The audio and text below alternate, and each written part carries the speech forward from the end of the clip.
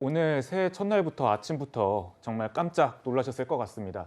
북한이 어제 마지막 날, 2022년 마지막 날과 오늘 새해 첫날부터 연이어 미사일을 발사를 한 건데요. 구자용 차장님, 네, 이렇게 연이어서 발사를 하는 건 상당히 이례적인 일인 것 같습니다. 그렇습니다. 이 북한의 도발은 이 시도 때도 없이 이루어질 수 있다, 불시에 이루어질 수 있다라는 것을 보여주는 상징적인 도발이었고요. 그러니까 이제 해가 넘어간다라는 것은 이제 과거 묵은 것을 정리하고 새로운 마음으로 새 출발하겠다, 이제 이런 뜻이 담겨 있는데 이 북한의 도발을 보면 작년에도 도발을 했고 올해도 계속 도발을 할 것이다, 뭐 예고편을 쏘듯이 이렇게 탄도미사일 도발을 했습니다. 그러니까 우리 군의 어떤 강력한 대응, 대비 태세를 강화할 필요성이 있어 보이고요.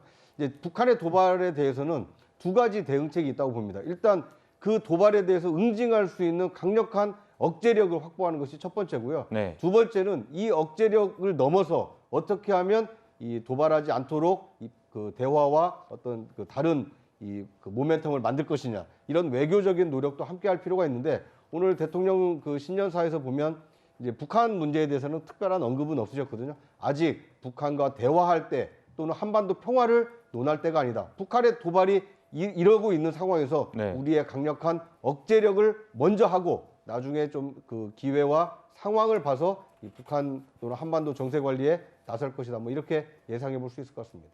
네, 구자용 차장께서 그 맞대응 성격 강조를 해주셨는데, 지금 30일 우리가 지금 고체 연료 로켓 엔진 시험을 했는데 거기에 대한 맞대응 성격으로 또 북한이 도발을 했다, 이런 분석도 나오고 있거든요. 그렇죠. 지금 남북이 이런 식으로 계속 강대강 대치를 이어가는 것에 대해서 좀 우려가 있으실까요? 그렇죠. 우려가 커지고 있는 형상이죠. 그러니까 일종의 이제 군비 경쟁이 실질적으로 시작됐다, 이렇게 봐야 될 것 같습니다.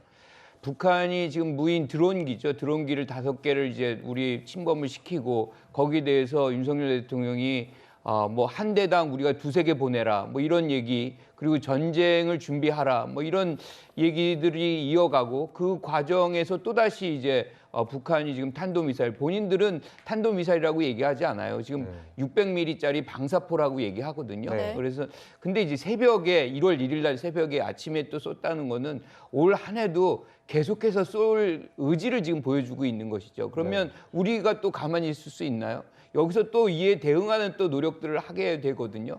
이러면 이제 군비 경쟁이 실질적으로 이루어지고 안보 딜레마 현상이 가중되면서 언제든지 긴장이 촉발되는 그런 어떤 상황을 우리가 직면할 수 있는 것이거든요. 그래서 저는 이런 국면이 어느 정도가 지나가면 정부가 대화의 어떤 이 장면을 만들어서 상황을 관리해야 되는 것도, 당연히 우리가 이제 뭐 안보적으로 준비를 해야 되겠지만 대화도 같이 추진하는 그런 모양이 필요하다, 이렇게 봅니다.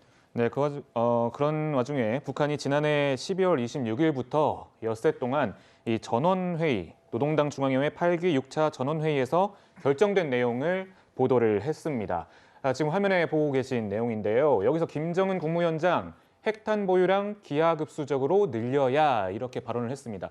이도훈 논설위원님, 어떻게 보셨습니까? 전원회의에서 나온 얘기 중에서 저 핵 전력을 강조했다는 것보다는 경제라는 부분이 빠졌다는 거에 아마 더 주목해서 봐야 될 겁니다. 핵 경제 병진을 이제 김정은이 이제 취임하면서 약속을 했었죠. 그런데 경제가 여의치가 않아요. 그래서 지금 경제는 방법이 없는 상태입니다.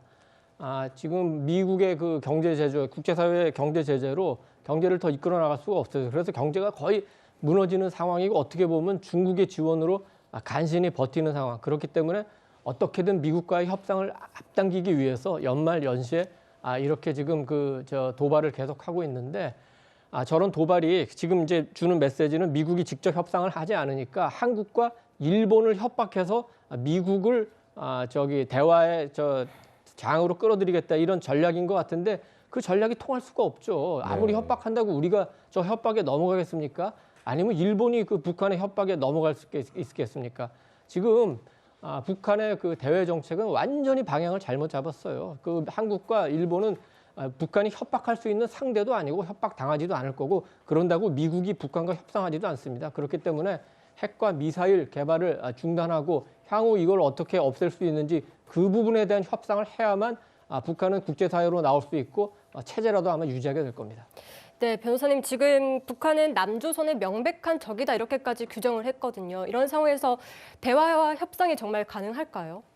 사실 대화와 협상이 사실 지금은 좀 무력해 보이는 정도, 네. 좀 무기력해 보이는 정도가 왔기 때문에 아무래도 군사 긴장도가 높아진 참 우려되는 상황이라고 할 수밖에 없습니다. 그럼에도 미국도 그렇고 우리도 그렇고 일단 대화의 장은 그래도 일단은 열어는 놓되 그 다음에 대응할 것을 또 대응을 해야 될 것 같습니다. 미국도 계속 내보내는 메시지가 북한의 저런 도발에 대해서 강력하게 응징은 하되 대화의 장은 그래서 전제로서 열어는 두고 있거든요. 네. 우리 또한 대화는 당연히 북한이 뭔가 태도가 변화하거나 여러 가지 상황이 변경이 되었을 때 분명히 대화는 할 수 있겠지만 네. 그렇지만 지금 북한이 하고 있는 여러 가지 도발 그리고 오늘 나오는 메시지의 수준은 굉장히 좀 높습니다. 네. 특히 뭐 핵무기를 기하급수적으로 늘린다든지 예. 그리고 이 핵에 대한 어떤 대상이 이제 남한으로 지적되고 있다는 부분 이 부분은 굉장히 좀 많은 전환점이 있는 것이거든요. 그런 부분에 대해서는 우리가 또 우리의 안보 그리고 북핵 문제에 대해서 전향적인 또 대책을 세워야 될 부분은 분명히 있는 것이고 강력하게 또 대통령 말씀대로 응징할 것은 응징하고 도발에 대해서 막아야 될 부분들은 있겠지만 그렇다 하더라도 언젠가 열릴 수 있는 그 대화의 가능성 국면도 반드시 열어놓고 투트랙 전략으로 북한을 대해야 된다라는 생각이 듭니다. 네, 알겠습니다. 지금까지 윤석열 대통령의 신년사와 또 북한이 도발 수위를 높이고 있는 상황에서 우리가 어떻게 대처를 해야 할지 좀 살펴봤습니다.